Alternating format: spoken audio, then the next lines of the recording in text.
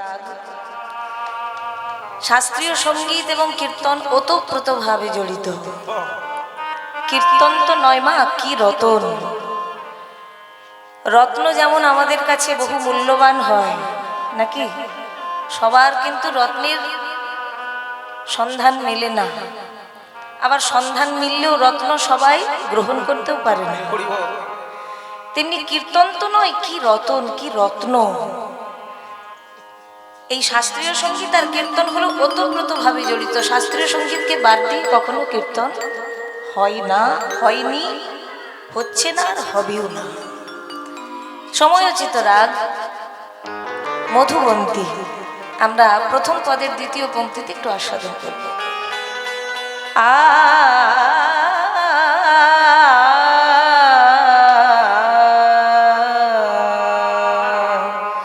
সহচর আমাকে আটকেছে, একদম একদম ডাকাত আটকেছে বনে, বনের রাস্তা দিয়ে পেরিয়ে যাচ্ছে। আর সেই সময় আমি কেমন করে ডাকবো, কে আছিস বাঁচা আমায়? যদি বলি কে আছিস বাঁচা আমায়, এমনি বলবো? বলবো কি, ওরে কে আছিস বাঁচা রে, বাঁচা রে, বাঁচা রে, বাঁচা, বাঁচা, আমার প্রাণ গেল, এই ডাকাতের দল ধরেছে, বাঁচা, বাঁচা, বাঁচা। তেমনি ভগবানের সঙ্গে একটু কাছের সম্পর্ক গড়ে তুলবার জন্য আমার মনে হয় বড় তাল গানের সৃষ্টি। একেবারে অন্তর থেকে যেন ডাক হচ্ছে, অন্তর থেকে, অন্তর থেকে বেরোচ্ছে, ভেতর থেকে বেরোচ্ছে। দুর্গা পূজার অষ্টমীর মন্ত্রে সবাই বুঝি না, শুনলেই মঙ্গল। তেমনি বড় গান কানের মধ্যে ঢুকলেই, প্রবেশ করলেই মঙ্গল। বুঝলেও হবে, না বুঝলেও হবে, শুনলেই মঙ্গল। পাল জড় করো শ্রীরাম, পাল জড় করো শ্রীরাম, শান দাও সিংহায়, পাল জড় করো শ্রীরাম, শান দাও সিংহায়। গগনে আর বেলা নয়, কথার মধ্যে বারবার ঘোরানো হলো বড় গানে, গগনে আর বেলা নয়। এখানে গগন মানে কোন গগন? গগন মানে তো আকাশ, তা এখানে কিন্তু আকাশ গগন নয়। গগন মানে আকাশ বটে, কিন্তু এখানে তো গগন মানে আকাশ গগন নয়। এখানে গগন মানে হলো জীবন গগন, জীবন, আস্তে জীবন গগন, জীবন, জীবন। আকাশে যখন সূর্য ওঠে, এখন শীতের বেলা, যদি বিকেল 4টের সময় সূর্য অস্ত যায়, তুমিও দেখছো মা 4টে, ওই মাও দেখছে 4টে, এই মাও দেখবে 4টে, আমিও দেখবো 4টে। গ্রীষ্মের দিনে যদি 5:30টার সময় সূর্য অস্ত যায়, তুমিও দেখবে 5:30টা, ওই মাও দেখবে 5:30টা, আমরাও দেখবো 5:30টা। আকাশ গগনে যেমন সূর্য যখন ডোবে একই সময়ে, কিন্তু জীবন গগনে তো সূর্যই, আয়ুরূপী সূর্য সবার একই সময়ে ডুববে না। ওই আকাশ রূপী গগনে সূর্য তো একই সময়ে ডোবে, কিন্তু জীবন রূপী গগনে মোদের আয়ু সূর্য তো একই সময়ে ডুবিবে না। আয়ু সময় ডুবিবে, কারোর 5, কারোর 15, কারোর 50, কারোর 55, আবার কারোর 100 পেরিয়ে যাচ্ছে, ডুবছে না। কেউ কি জানে কার কখন সূর্যটা ডুববে? কেউ তো জানে না। প্রতিটা শ্বাসে প্রশ্বাসে কিন্তু আমাদের সময়টা কমছে। আমি যদি বলি তোমার বয়স কত হলো, আমার বয়স হলো 35 বছর। ও তোমার 25? আচ্ছা, তো তোমার বয়সটা বাড়ছে না কমছে? হ্যাঁ, ঠিক বলেছি। কারো যদি জিজ্ঞাসা করা হয়, বাবা বয়স দিনের দিন বেড়েই চলেছে, 25 থেকে 26, 26 থেকে 27, 27 থেকে 28, 29, 30, 31, 32, বেড়েই যাবে, সংখ্যাক্রমে বাড়ছে। কিন্তু আসল যদি বলা হয়, বয়সটা বাড়ছে না, বয়সটা কমছে। বেলা নয়, কিন্তু জীবন গগনে বেলা নয়, কমছে, আস্তে আস্তে কমছে। কার যে কখন সূর্য ডুবে যাবে কেউ জানে না। কেউ জানে? এই যে আমি এখন কীর্তন গাইছি, একটু পরেই যে আমি থাকবো এর কোনো গ্যারেন্টি আছে? জীবনের কোনো গ্যারেন্টি আছে?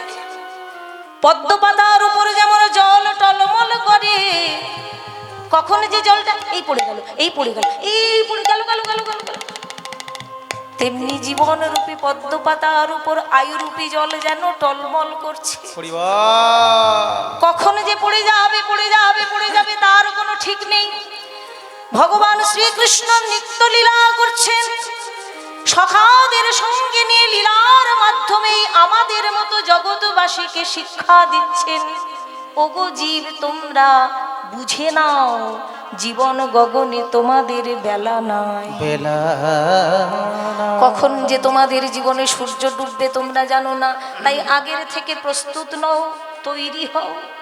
বাইরে যখন কোথাও যাবার থাকে আমরা ব্যাগ ট্যাগ গোছাই না? মনে করো কোথাও বাইরে যাবে, তার প্রস্তুতি নেই। কোন শাড়িটা নেব, ফ্লাক্সে জল নেব কিনা, গরম জল নেব কিনা, ওষুধপত্র নেব কিনা, সাজগোজের জিনিস নেব কিনা, কত কিছু তো প্রস্তুতি থাকে। তা তেমনি আজ না হয় কাল, এখন না হয় একটু পরে, নইলে বা আরো পরে, কখনো কখনো তো যাব। যাবার জন্য কি কোনো প্রস্তুতি নিচ্ছি? কে কি প্রস্তুতি নিচ্ছ? বলে 10 বিঘা জমি কিনেছি, একটু ব্যাংক ব্যালেন্স করছি। 5টা পুকুর, আপনি মাছ চাষ হচ্ছে নাকি? বাহ, দেখো আবার মাছ চাষ করো না, যে হাতে মহাপ্রভুকে স্পর্শ করছো একটু মানবে, বুঝলে? আমার মহাপ্রভুকে স্পর্শ করছে, একটু মেনে চলবে। এখন তো মানামানি নাই, কীর্তনও করে আবার মাংসও খায় নাকি? কীর্তন থেকে নামছে আসর থেকে, আর গাড়িতে করে গিয়ে একটা হোটেলে দাঁড় করিয়ে সব খাচ্ছে নাকি? এখন হচ্ছে। আর তাদেরকে আবার গাড়ি গাড়ি টাকা দিয়ে নিয়ে আসে কীর্তন করানোর জন্য। তাদের মুখে হরি কথা শুনে একটু পুণ্য অর্জন করতে চাই, তো পুণ্য হবে? ক্রিয়া তো হবেই না, বরং প্রতিক্রিয়া হবে। খুব কম গ্রামই আছে যে আচরণশীল আশ্রিত বা আশ্রিতা কীর্তনিয়া দিয়ে কীর্তন করানো হয়। সে যুগ আর নেই, সে যুগ নেই। কীর্তন করছে, গাড়ি গাড়ি পয়সা ব্যাগে ভরে হোটেলে দাঁড় করিয়ে খাচ্ছে, অখাদ্য কুখাদ্য। আর তাদের মুখে হরি কথা শুনে একটু পুণ্য অর্জন, গ্রামবাসীর মঙ্গল হবে। মঙ্গল তো হবে না, বরং প্রতিক্রিয়া হবে। অবৈষ্ণব মুখোদ্গীর্ণ কৃষ্ণ কথা সর্বোচ্ছিষ্ট দুগ্ধ নাকি?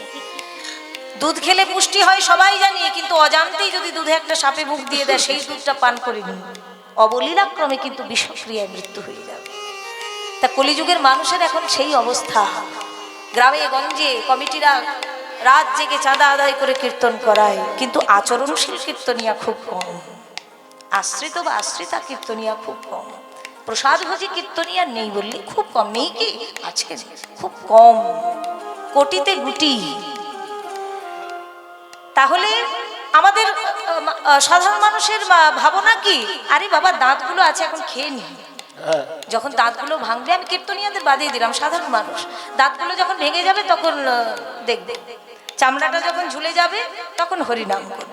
কিন্তু মায়েরা একবার ভেবে দেখো, এটা আমার মুখের কথা নয়, প্রতিদিন ভগবান শ্রীকৃষ্ণ শিক্ষা দিচ্ছেন, জগৎবাসীকে লীলার মাধ্যমে শিক্ষা দিচ্ছেন শ্রীকৃষ্ণ। চেয়ে দেখো, এই জীবন গগনে তোমাদের বেলা নাই, তাই ধেনুর পাল জড়ো করো, পাল জড়ো করো, পাল জড়ো করো।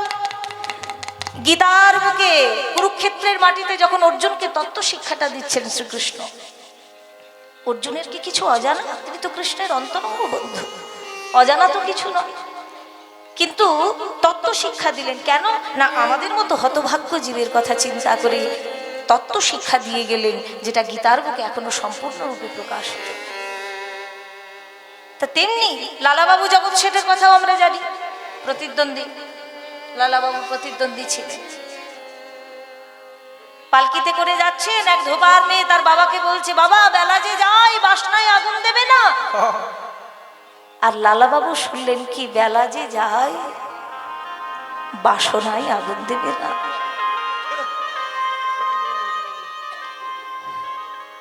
সমস্ত রাজ ঐশ্বর্য সম্পদ চিরদিনের মতো ত্যাগ করে বৃন্দাবনের মাটিতে পা বাড়ালেন।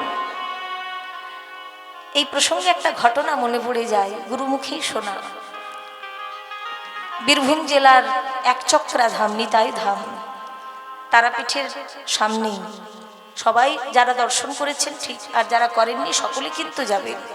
নবদ্বীপ যেমন দর্শনের ধাম তেমনি একচক্রা নিতাই ধাম, সেটিও দর্শনীয় জায়গা। তা সেই নিতাই ধামে একজন বাবাজি ছিলেন, তার নাম ত্রিভঙ্গ দাস বাবাজি। তিনি একদিন দেখছেন যে যমরাজ আসছেন তার দেহটাকে স্পর্শ করার জন্য, নিতে আর কি। হ্যাঁ, আর কিছুদিন পরেই হলো নিত্যানন্দের জন্মতিথি উৎসব। বাবাজি বললেন, ওরে যম দাঁড়া, সারা জীবন আমি নিতাইয়ের জন্মতিথি পালন করলাম, এবারের বেলা করব না, এবেলা করে নি, তারপর তুই আমার দেহটাকে নিয়ে যাস। যমরাজের স্পর্ধা নিয়ে ওই বৈষ্ণবের দেহকে স্পর্শ করা। যমরাজ ফিরে চলে গেলেন। নিতাইয়ের জন্ম উৎসব আরম্ভ হলো। শত শত হাজার হাজার বৈষ্ণব প্রসাদ পেল, কত নাম কীর্তন। উৎসব শেষ হলো। ত্রিভঙ্গ দাস বাবাজি নিতাইয়ের মন্দিরের ভেতরে দরজা বন্ধ করে শ্রী বিগ্রহের সামনে বসলেন। হাত দুটি জোর করে বললেন, ওগো নিতাই, তোমার উৎসব শেষ, আমার কর্তব্য শেষ, এইবার তুমি আমার টিকিট কেটে নাও নিতাই। যেই বলা টিকিট কেটে নাও, সঙ্গে সঙ্গে মাথাটি লুটিয়ে পড়ল নিতাইয়ের ওই দুই চরণের উপর।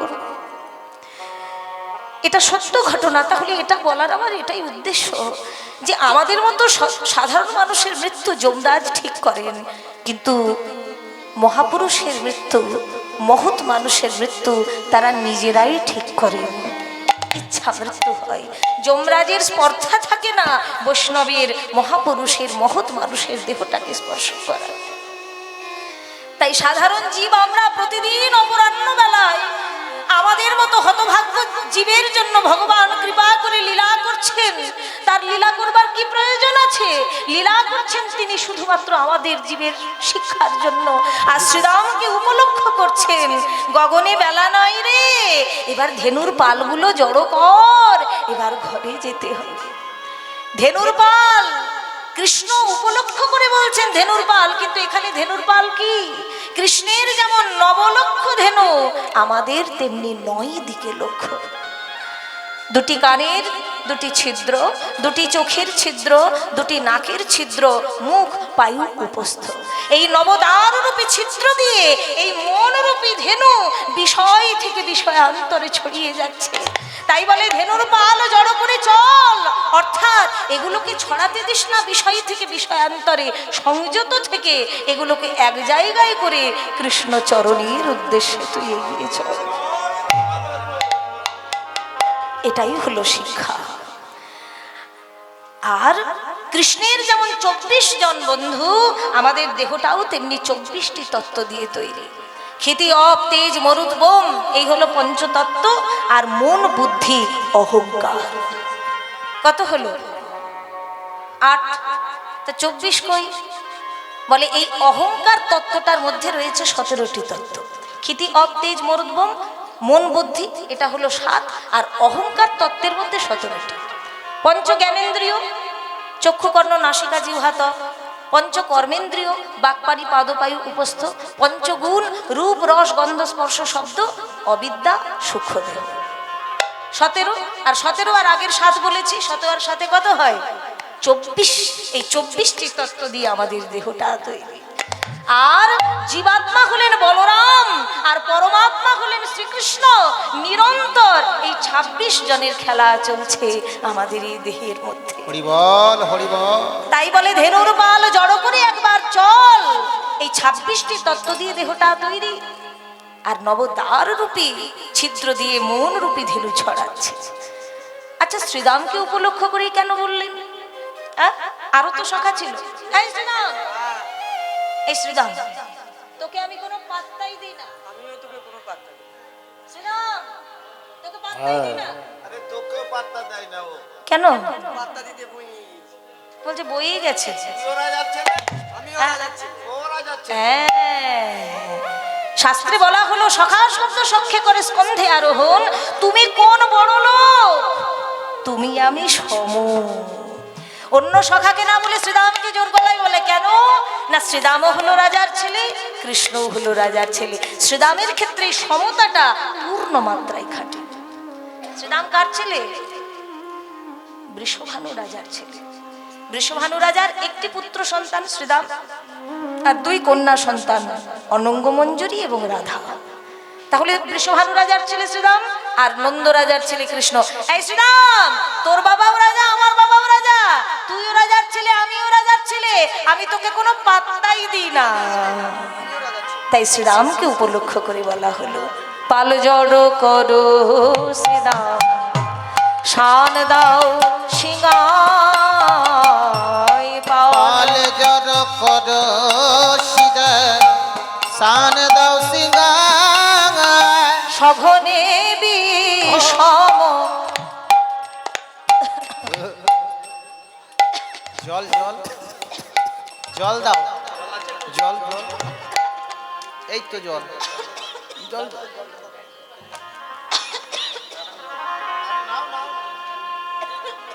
জল জল লাইটে পোকা ঢুকে।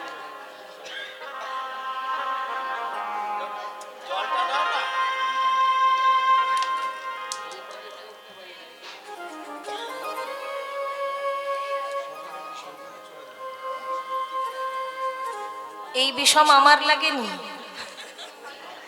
আমি জানি যে এখানে সবাই বুঝছে, দাদার বাড়ি তো, কীর্তনের পরিবেশ, সবাই বুঝছে যে এটা অভিনয় করছে। তবে যদি বা দু একজন মা একটু ঘাবড়ে গেল তাহলে বুঝবো আমার অভিনয়টা একটু হলো আর কি। খুব একটা অভিনয় পারি না, তো ভাবলাম যদি দু একটা মা ঘাবড়ে যায় তাহলে ভালোই দেখানো হলো। এখানে সবাই যায়।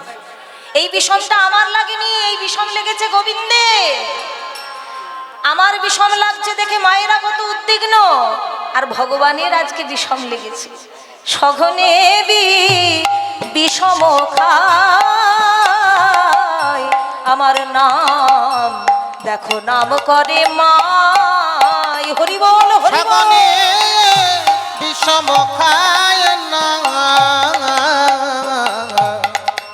নাম করে মা, মা নাম করে রে, মা নাম করে রে, আমার মা নাম করে রে, আমার মা নাম করে রে। ওই ঘরে বসে বুঝি মা নাম করে রে, ওই ঘরে বসে বুঝি মন করে রে, ওই ঘরে বসে বুঝি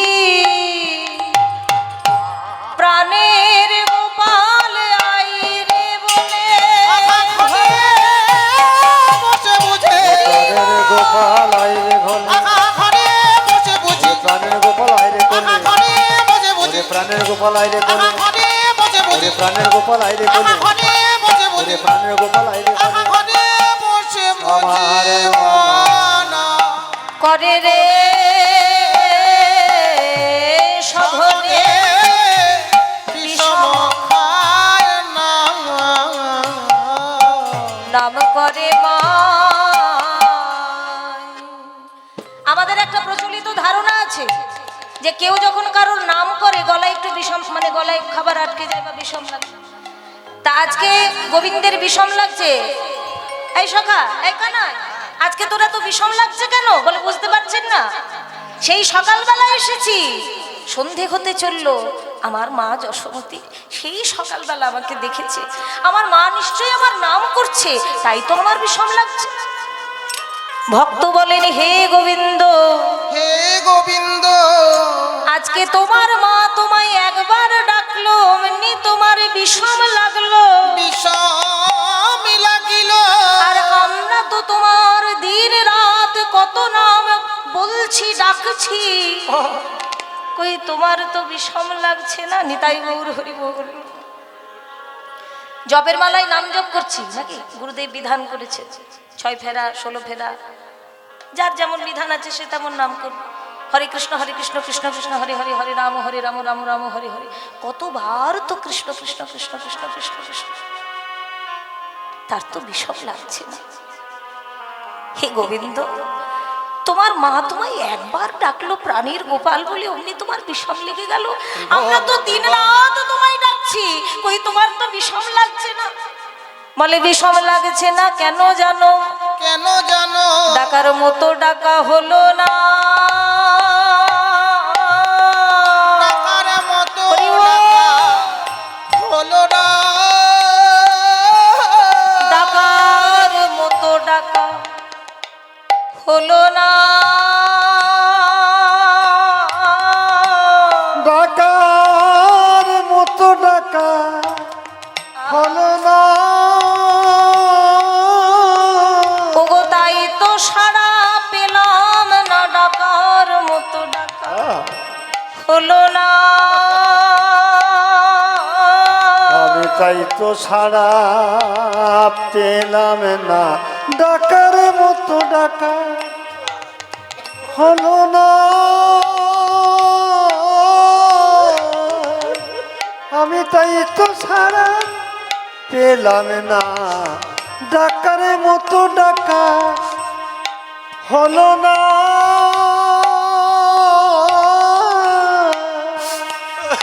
ওগো তাই তো সাড়া পেলাম না, মা একবারেতে গেল। এই তো সাড়া পেলাম না, মা একবারেতে পেয়ে গেল। বলি তাই তো সাড়া পেলাম না, মায়ার তো সাড়া পেলাম না, আমি আর তো সাড়া পেলাম না। তাই তো সাড়া পেলাম না, ডাকার মতো ডাকা হলো না।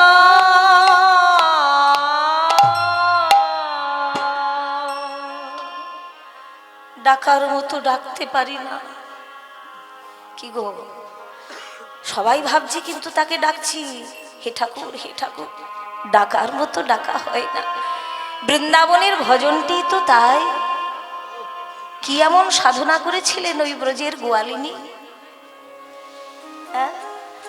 মা যশোমতী গ্রাম্য সহজ সরলা বালা কি এমন ভাগ্য করেছিলেন। যোগী যারে যোগে পাই না, মুনি যারে মৌন ব্রতে পাই না, ঋষি যারে ধ্যানে পাই না, ব্রজের সামান্য এক গোয়ালিনী ভগবানকে ছেলে রূপে পেলেন।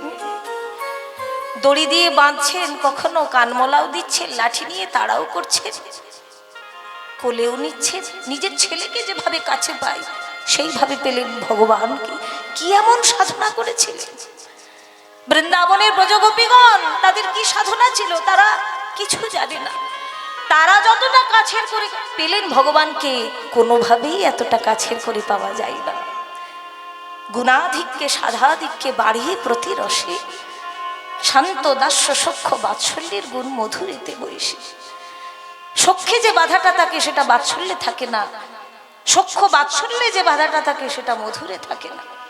মধুরে সব মিলেমিশে একাকার হয়। না সো রমন না হাম রমণী অনুভব পেখলা। রায় রামানন্দের লেখা পর মিলেমিশে একাকার, সেখানে কে পুরুষ কে নারী কোনো জ্ঞান থাকে না। তাহলে বৃন্দাবনের ব্রজগোপীগণ শ্রীকৃষ্ণকে এতটা কাছের করে পেলেন, কি এমন সাধনা তাদের। বলে এটাই হলো বৃন্দাবনের ভজন। ভগবানকে ভগবানোচিত জ্ঞান যতদিন করব ততক্ষণ কাছের করে পাওয়া যাবে না, দৃঢ় হবে না, পরিপক্ক হবে না। ভক্তি থাকবে কিন্তু পরিপক্কতা আসবে না। ভগবানকে কাছের করে পেতে হলে সেই বৃন্দাবনের ভজনটিকে অনুসরণ করতে হবে। এখানে ভজন মানে রাধে রাধে জপা করো নয়, এখানে ভজন হলো ভালোবাসা। ভগবানকে ভালোবাসার আরেক নাম হলো ভজন। ভজ ধাতুর সঙ্গে তি প্রত্যয় যোগ করে হয় ভক্তি, আবার ভজ ধাতুর সঙ্গে অনট প্রত্যয় যোগ করে হয় ভজন। এই ভজ ধাতুর অর্থটাই হলো সেবা করা, ধাতুর উত্তর সেবা, ভালোবাসা, এটাই হলো ভজন। তাই ঘরে মায়েরা কাল থেকে এটা মেনে চলবে। ঘরে ঠাকুরকে যা ভাববে নিজের ছেলেটাকেও তাই ভাবে। যে যেমন ভাবে ভালোবাসবে, যে বন্ধু জ্ঞানে ভালোবাসবে বন্ধুর মতো ভাববে, যে ছেলে জ্ঞানে ভালোবাসবে ছেলের মতো ভাববে, যে প্রিয়তম রূপে ভালোবাসবে সে প্রিয়তম রূপে ভাববে। দেখবে একটা আলাদা অনুভব পাওয়া যাবে। ভগবানোচিত জ্ঞান করা যাবে না, ভগবানোচিত জ্ঞান থাকলে হবে না। এই যে আমার সঙ্গে ডান দিকে বাজাচ্ছে, এদের বাড়িতে গোপাল সেবা আছে। না বলে থাকতে পারলাম না, তোর মায়ের কথা না বলে থাকতে পারি না অনেক সময়। আমি কাকিমা বলি সম্পর্কে, তা কাকিমা এই বৃন্দাবনকে যা ভাবে ঘরের গোপালকেও তাই ভাবে। ওকে যদি একটু দুধের সর দেয়, দুধ খেতে দেয়, গোপালকে একটু ভোগ দিয়ে আসি। আমি নিজে গিয়ে দেখেছি যে ওনার মতন মানুষ আমি খুব কমই দেখেছি। আত্মভোলা মানুষ, গোপাল ছাড়া কিছু জানে না। ছেলের মতো বৃন্দাবনকেও যেমন ভাব, গোপালকেও তেমন ভাব। তাহলে এইরকম ভাবে ভাবলে কি হবে, ভগবানকে অনেক কাছের করে পাওয়া যাবে। তাই বলে আমরা ডাকার মতো ডাকতে পারি না, তাই তো সাড়া পাই না। আর মা যশোমতী আমার একবার ডাকলো, তাই সাড়া পেলো। কিন্তু দেখ দেখ, ওই দেখ, তাকিয়ে দেখ, এ তো রাত্রি হতে চললো। আজ মাঠে আমাদেরও বিলম্ব দেখিরা,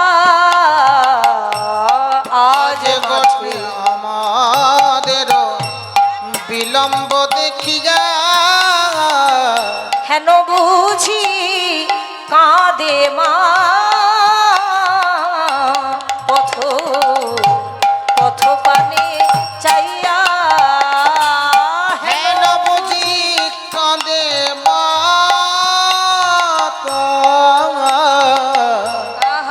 পথ পানে চাইয়া।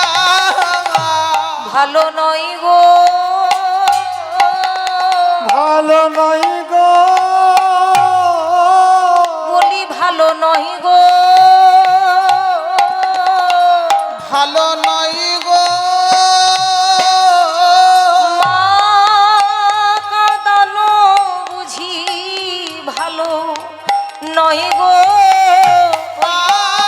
কাঁদানো বুঝি ভালো নয় গো, মা কাঁদানো বুঝি, মাকে কাঁদালে কাঁদিতে হবে, কাঁদানো বুঝে কাঁদালে কাঁদিতে হবে, কাঁদানো বুঝে কাঁদালে কাঁদিতে হবে, কাঁদানো বুঝে কাঁদালে কাঁদিতে হবে, কাঁদানো বুঝে কাঁদালে কাঁদিতে হবে, ভালো নয় গো। মাকে যদি কেউ কাঁদিয়েছি, নিজেকেও কিন্তু কাঁদতে হবে নাকি? মা কাঁদানো ভালো নয়। ওই যে একটা গল্প আছে না, জানো গল্পটা মনে আছে? তো বলে দিই নাকি? একটা ছেলে চর্বচস্য লেজ্জপ্রিয় খাচ্ছে। শালা ভগ্নিপতি যখন বাড়িতে বেড়াতে আসছে, তখন একেবারে গোল টেবিল করে ভালোই সেবা হচ্ছে আর কি, কিন্তু মাকে খেতে দেয় না। সুবিধাই হয়েছে, মা বিধবা হয়েছে, নিরামিষ খায়। একটা মাটির সরা এনে দিয়েছে, প্রতিদিন মা খিচুড়ি ঘাটে, খিচুড়ির মতো একটা ঘেটে নেয়, আরে মাটি সরাতে করে খায়। একদিন নাতিটা লক্ষ্য করেছে, ও ঠাকুমা, কি হলো দাদু ভাই? আচ্ছা, আমরা প্রতিদিন ভালো ভালো খাবার খাই টেবিলে বসে, তুমি রোজ খিচুড়ি খাও কেন গো? মনে মনে ভাবে, এখন বললে বাচ্চা ছেলে তো বুঝবে না, তা একটু গুছিয়েই বলি। দাদু ভাই, তোর বাবা তো আমার ছেলে, আমার খোকা, ও আমাকে যা দেয় আমি তাই খাই। তা কেন? আমরা টেবিলে বসে কত ভালো ভালো খাবার খাই, আর তুমি রোজ খিচুড়ি খাও কেন গো? তুমিও কাল থেকে আমাদের সঙ্গে টেবিলে বসে খাবে। না দাদু ভাই, আমি তো ওই সকল খাবার খাই না, আমি নিরামিষ খাই, আমার এটাই ঠিক আছে। না না না, টেবিলে বসে খাবে। এক কাজ করো কি তাহলে, কাল যখন খিচুড়ি খেয়ে তুমি কলতলায় মাটির সরাটা ধুতে যাবে না, তখন মাটির সরাটা ভেঙে দিও। ভেঙে দেবো তো, ভেঙে দিলে খাবো কিসে? আরে আমি বুঝে নেবো, তুমি ভেঙে তো দিও। ঠিক আছে। এবার দাদু ভাই বলেছে, পরের দিন দুপুরবেলা খিচুড়ি খেয়ে কলতলায় যখন মাটির সরা ধুতে গিয়ে মাটির সরাকে দড়াম করে ফেলে দিল ভেঙে। আবার যেই ভেঙে দিল, নাতি যাই কোথা, বাবা কি হলো রে? আরে কি হলো? কোনো বিপদ হলো নাকি? মা পড়ে গেছে? আরে চলো চলো, কলতলায় চলো, দেখবে। আরে কি হয়েছে? মা পড়ে গেছে কি? তুমি চলো তো দেখবে। আরে কি হয়েছে মায়ের রে? এবার হন্তদন্ত হয়ে ছেলে এসেছে। এই কি হলো, কত চিৎকার করছিস কেন? হ্যাঁ, বলে দেখো দেখো ঠাকুমা, এই খিচুড়ি খেয়ে এই মাটির সরা ধুতে গিয়ে কলতলায় দিল ছপাস করে ভেঙে। এবার ঠাকুমা মনে মনে চিন্তা করছে, বাবা আমি ভাবতাম আমার ছেলেটা অকাল কুষ্মাণ্ড, এখন দেখছি আমার নাতিটা ডবল অকাল কুষ্মাণ্ড। এখন যদি আমি আমার ছেলেকে বলতে যাই তোর ছেলে বলেছিল ভাঙতে, বিশ্বাস হবে না, বলবে এই বুড়ি বয়সে তোমার ভীমরতি হচ্ছে। তা না বলাই ভালো, একটু চুপ থাকাই ভালো। এই এত চিৎকার করছিস কেন? আচ্ছা বয়স্ক মানুষ ভেঙে ফেলেছে, ভেঙে ফেলেছে, আমি আজকে বিকেলে যখন বাজারে যাব একটা নতুন মাটির সরা এনে দেবো। না না, বাজার থেকে আনা চলবে না, এটাই আমার চাই। এই এটা কি করে হবে? এটা তো ভেঙে টুকরো টুকরো হয়ে গেছে। বাচ্চা ছেলে তুই বুঝিস না, আজকে আমি যখন বিকেলবেলা বাজারে যাব একটা মাটির সরা কিনে এনে দেবো। আরে না না, বাজার থেকে যদি কিছু আনতেই হয় একটা ভালো, হ্যাঁ ফেবিকুইক, ফেবিকলে হবে না? ও একটা ভালো আঠা কিনে নিয়ে এসো। বলে কেন, আঠায় কি হবে? এই যে টুকরোগুলো পড়ে রয়েছে এই টুকরোগুলো আমি জুড়বো, জুড়ে একটা মাটির সরা আগের মতো তৈরি করব, তারপর তৈরি করে তাকে তুলে রাখবো। বাবা তুমি যখন বুড়ো হবে তোমাকে তো এটাতেই খেতে দিতে হবে বাবা, তাই ভালো নয় গো, হরি বল, ভালো নয় গো, ভালো নয় গো, ভালো নয় গো, মোদের মা কাঁদানো বুঝি ভালো নয় গো, মোদের মা কাঁদানো বুঝি ভালো নয় গো, মা কাঁদানো বুঝি কাঁদালে কাঁদিতে হবে, কাঁদানো বুঝি কাঁদালে কাঁদিতে হবে, কাঁদানো বুঝি কাঁদালে কাঁদিতে হবে, কাঁদানো বুঝি কাঁদালে কাঁদিতে হবে। ভালো নয় গো,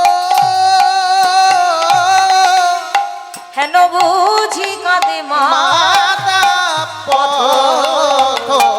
পথ পানে চাইয়া। স্ত্রীকে ভালোবাসতে গিয়ে যাতে মায়ের ভালোবাসাটা বলি না হয়ে যায়।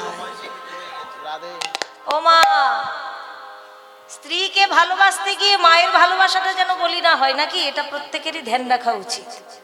স্ত্রীকে কি ভালোবাসবে না? অবশ্যই ভালোবাসতে হবে, কিন্তু অধিকাংশ সংসারে যেটা হয় বৃদ্ধাশ্রমের সংখ্যাটা, তাহলে বৃদ্ধাশ্রমে মায়েদের সংখ্যাটা তাহলে কমবে। হ্যাঁ, গুরুজনদেরও কি কিছু সমস্যা থাকে না? থাকে। সব ক্ষেত্রে যে ছেলে মেয়েদের দোষ থাকে তা কিন্তু নয়, কিন্তু গুরুজনদের যত সমস্যাই থাকুক ছেলে মেয়েরা যদি একটু ছোট হয়ে মেনে নেয় তাতে ক্ষতি কিছু হবে না, নাকি? মা বাবার কাছে, গুরুজনদের কাছে যদি একটু আমরা নতই হয়ে যাই কি ক্ষতি আছে? বরং আমরা আরো উপর দিকে যাব, আরো বড় হব। তাই গোবিন্দ সেটা লীলার মাধ্যমে শিক্ষা দিলেন, ভালো নয় মা কাঁদানো, ভালো নয়, মাকে কখনো কাঁদিও না। যদি মাকে কাঁদাও তোমাকেও কিন্তু একদিন কাঁদতে হবে। আজ মাঠে আমাদেরও বিলম্ব দেখি যা, হেন বুঝি কাঁদে মা পথ পথ পানে চাইয়া, বেলি অবসান হলো চলো যাই ঘরে, মায়ে না দেখিয়া। প্রাণ কেমন, কেমন কেমন করে বলরাম দাসে কহে, শুনি কানাইয়ের বল, সকলরা ভালো মাঝে পড়, আহা পড়ে অতর আনন্দ ধরে না, আর আনন্দ ধরে না, আজ আনন্দ ধরে না, আনন্দ ধরে না, ঘরে যাবার কথা শুনে আনন্দ ধরে না, ঘরে যাবার কথা শুনে আনন্দ ধরে না, আজ ঘরে যাবার কথা শুনে আনন্দ ধরে না, ঘরে যাবার কথা শুনে আনন্দ ধরে না। এই ঠাকুমাকে যদি বলি, ও ঠাকুমা এতক্ষণ তো খুব আনন্দ ধরে না, আনন্দ ধরে না, আনন্দ ধরে না, তা ঠাকুমাকে যদি বলি কবে টিকিট কাটবে, হ্যাঁ? পেছনে ঠাকুমা। তুই টিকিট কাট, আমি আমার কি বয়স হয়েছে রে যে আমি টিকিট কাটবো? এখন তখন আমি বাঁচবো। ঠাকুমাকে বললে ঠাকুমা কিন্তু খুব রেগে যাবে। আমি টিকিট কাটবো, তুই টিকিট কাট, হতো ভাই। হ্যাঁ, আমি এখন বাঁচবো, বাঁচতে এসেছি। মরিতে চাহি না আমি সুন্দর ভুবনে। কি সুন্দর কথা। নাকি জীবন তো একটাই, মরেই যাবো, তো বেঁচেই নি, বাঁচবো এখন, মরবো কেন? কিন্তু আসল বিষয়টা যদি কেউ বোঝে, বাঁচতে কেউ চাইবে না। স্বরূপেতে সবার হয় গোলকেতে স্থিতি, বৈকুণ্ঠে ক্ষীরোদ সাই কমলার প্রতি। আচ্ছা, একটা ছোট্ট উদাহরণ দিই। বাচ্চা ছেলেরা যখন স্কুলে যায়, আমরা যখন বাচ্চাকে স্কুলে পাঠাচ্ছি, প্রতিদিনই যে স্কুলে যেতে খুঁজে, খুব কম দিনই হয় আর কি। হ্যাঁ, ঠেলে ঠেলে যা না বাবা, যা একটু স্কুলে যা, পড়াশোনা কর, প্রথম। কিন্তু যখন স্কুল ছুটি হয়, ছুটির ঘন্টাটা পড়ে, তখন মাস্টারমশাইকে কি আর ঠেলে ঠেলে ঘর থেকে পাঠাতে হয়? তোমরাই বলো। তখন একেবারে বইয়ের বস্তা ব্যাগটা তুলে ছুটি ছুটি, গরম গরম রুটি, কখন বাড়িতে যাবো আর একটু খেলাধুলা করতে পাবো। হ্যাঁ, তেমনি এটা আমাদের আসল ঘর নয়। সবাই আমরা বিরূপে বিরাজ করছি। ডাক যেদিন আসবে, ওই আসল ঘরে ছুটে যেতে হবে। আসল ঘর কিন্তু এটা নয়। ভবের সুখ দুঃখ চরণে দলিয়া, যাত্রা করিব গো শ্রীহরি বলিয়া। আমার হৃদয় গলিবে না, চরণ টলিবে না, কাহার আকুল ক্রন্দনে।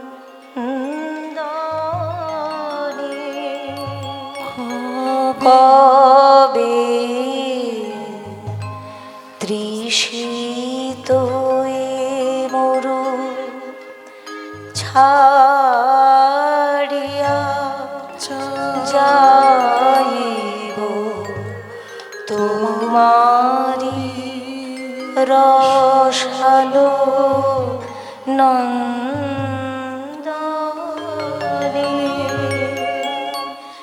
সংসার একটা মরুভূমি। মরুভূমিতে যেমন এক ফোঁটা জলের জন্য আমরা হতভম্ব হয়ে পড়ি, কখন কোথায় এক ফোঁটা জল পাবো।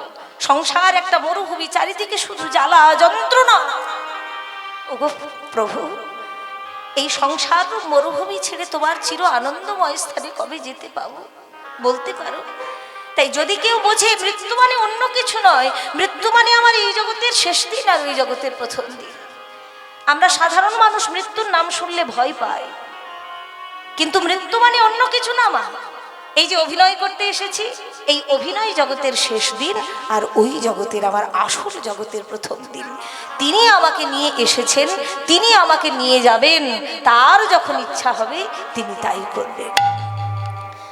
তোমাতে হয়ে যাব আমার আমি হারা, তোমারি নাম নিতে নয়নে ববে ধারা,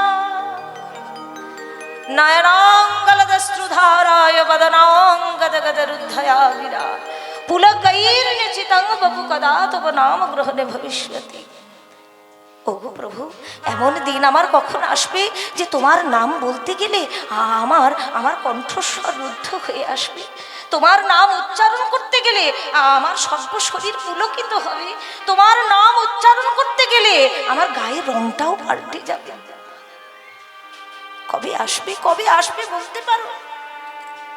আমার দেহ শিহরিবে ব্যাকুল হবে প্রাণ, বিপুল পুলক স্পন্দনে।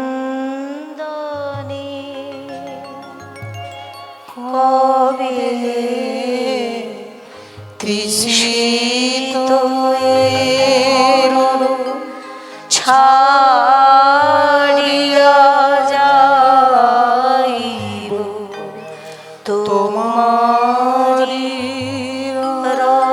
বসালো নন্দনে, কবে তাপিত এচিত করিব শীতল, তোমারি করুণা চন্দনে।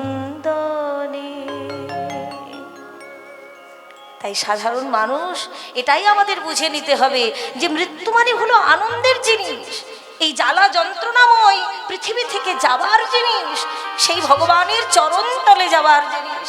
কিন্তু হ্যাঁ, মৃত্যু মানেই যে তার চরণতল প্রাপ্তি হয়ে যাবে তা কিন্তু নয়। এই যে অভিনয় করছি আমরা, এটা তো অভিনয়, সংসার একটা মঞ্চ, অভিনয় করছি। যাত্রা বা নাটকে যখন অভিনয় হয়, প্রথম দৃশ্যে যার অভিনয় থাকে তার যে তৃতীয় দৃশ্যে থাকবে না এমন তো কোনো মানে নেই। আবার তৃতীয় দৃশ্যে যার থাকে তার যে সপ্তম দৃশ্যে থাকবে না এমন তো কোনো মানে নেই। যার যখন অভিনয়ের ভূমিকা আছে তাকে তখন আবার মঞ্চে চাপতে হয়। তেমনি এই জনমটা পেরিয়ে গেল মানেই যে আমার অভিনয়টা শেষ, আমি একেবারে মুক্তি পেলাম এই জগৎ থেকে, তা কিন্তু নয়। কর্মফল যদি শেষ না হয়, আপন আপন কর্মের ফল যদি শেষ না হয়, আবার কিন্তু সেই ঘুরে গাছপালা থেকে ফিরে আসতে হবে। তাই অত শত চিন্তা করবার দরকার নাই। আমাদের অন্তত এই জীবনটা পেয়েছি, সকাল থেকে রাত্রি পর্যন্ত যা কিছু করব আমরা তার উদ্দেশ্যে করব। যদি রান্না করি সেটাও তার উদ্দেশ্যে করব, খাবার খাই সেটাও তাকে আগে দিয়ে খাবো, একটু গান করি সেটাও তার উদ্দেশ্যে করব, একটু পড়াশোনা করি তাকে মনে রেখে করব, একটু যদি কাজকর্ম করতে যাই বাইরে, অফিসে, ব্যাংকে, যেখানেই করি না কেন তাকে যেন সর্বদা মনে রাখি, এই অন্তর থেকে তিনি যেন না চলে যান। ব্যাস এইটুকু করলেই অনেক। তারপর বাকিটা তিনি বুঝে নেবেন। তিনি আমাকে নিয়ে এসেছেন, তিনি আমাকে নিয়ে যাবেন। এই মধ্যেখানের সময়টুকু আমাকে তার অনুসরণ করে চলতে হবে। এই সখা, তখন থেকে তো কথাই বলছি, আমার গরু বাছুরগুলো হলো এক জায়গায়, ওই দেখ আকাশের দিকে তাকিয়ে দেখ, রাত হয়ে গেল তো, তা গরু বাছুরগুলো এক জায়গায় হলো। বলে না রে কানাই, তুই যেমন চোর, তোর গরু বাছুরগুলোও চোর। এই কথাতেই আছে, চোরের ভাষা চোরেই বোঝে। এই চোরের ভাষা চোরে বোঝে, বুঝলে? এক জায়গায় চারটে সোনার দোকান, গল্পগুলো ভুলে যাচ্ছ কেন? এক জায়গায় চারটে সোনার দোকান পরপর। এক ভদ্রলোক তার মেয়ের বিয়ে ঠিক করেছে, তা বাবা জ্যাঠা কাকা মিলে সোনা কিনতে গেছে, পরপর সোনার দোকান। প্রথম দোকানদার বলে কেশব কেশব কেশব, এ তো নারায়ণের নাম করছে গো, কেশব কেশব বলছে। দ্বিতীয় দোকানদার বলে, কি বলছে? গোপাল গোপাল গোপাল, বাবা এও তো ঠাকুরের নাম করছে। তৃতীয় দোকানদার বলে হরি হরি হরি হরি হরি হরি। এবার চতুর্থ দোকানদার বলে হর হর হর হর হর। বাবা এরা চারজনেই তো দোকানদারগুলো ঠাকুরের নাম করছে গো, খুবই ভক্ত লোক বটে। এ সোনা কিনলে কিনতে ঠকতে হবে না নাকি? কিন্তু এরা যে কি বলা বলি করছে এরাই বুঝছে। আস্তে আস্তে প্রথম দোকানদার বলছে কেশব কেশব, কে এসব? আস্তে, ঠিক আছে ঠিক আছে ঠিক আছে, কে এসব? বুঝলে মায়েরা, মানে এসব কারা কারা? আমি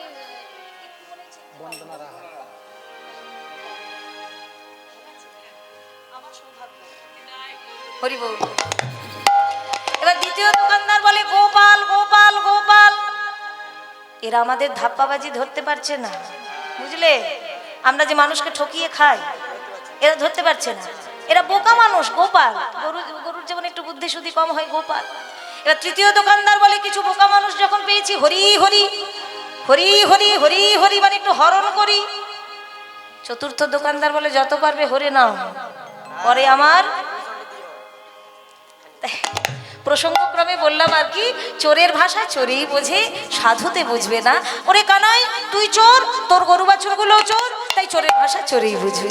কানাই ফিরা রে, চলো কানাই ফিরা রে, চোরা ধেনু কানাই ফিরা রে, সবাই ফিরা রে কানাই ফিরা রে, চোরা ধেনু কানাই ফিরা রে, কানাই ফিরা রে কানাই ফিরা রে, চোরা ধেনু কানাই ফিরা রে, কানাই ফিরা রে কানাই ফিরা রে, চোরা ধেনু কানাই ফিরা রে, তুই চোরা তোর ধেনু চোরা ফিরা রে, আহা তুই চোরা ধরে ধেনু চোরা ফিরা রে, তোর মাসি শুনে পড়বে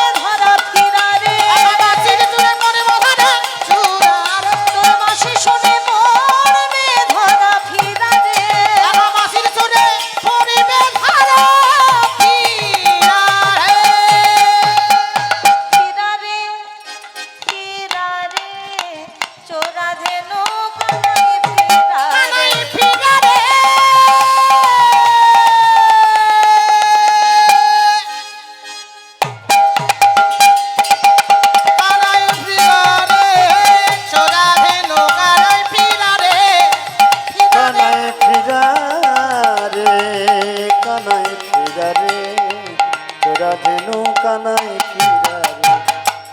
8:10 বাজে হ্যাঁ কীর্তন কেমন জিনিস হ্যাঁ যাই হোক তা তুই চোর তোর গরু বাছুর গুলো চোর চোরের ভাষা চোরেই বোঝে তুই একবার বাঁশি বাজা আমাদের বাঁশি তাদের কানে পৌঁছায় না তাই তুই চোর তোর বাঁশির ভাষা ওরাই বুঝবে সখাদের কথা শুনে গোবিন্দ আমার চাঁদ মুখে বেনু বাজাইছেন যেহেতু সময় সীমিত এই বড় গানের দিকে আর গেলাম না চাঁদ মুখে দিয়া বেনু নাম লইয়া সব ধেনু সব আহা ধেনু। ডাকিতে লাগিল উচ্চ স্বরে আহা মরি রে ডাকিতে গিলয় জয় সদে আহা মরি রে আহা ডাকিতে লাগিল উচ্চ স্বরে আহা মরি রে ডাকিতে লাগিল উচ্চ স্বরে আহা মরি রে শুনি না কানু রবেন ঊর্ধ্ব মুখে ধাই যেন কানু রবেনু কি ধাই ধেনু শুনি না কানু রবেন প্রাণ ভরে শুনি না প্রাণ ভরে শুনি না কানু রবেন ঊর্ধ্ব মুখে ধাই দেন তুচ্ছ ফেলি পৃষ্ঠে দয়ু পরে আহা মরি রে তুচ্ছ ফেলি পৃষ্ঠে দয়ু পরে আহা মরি রে তুচ্ছ ফেলি ওই চরণে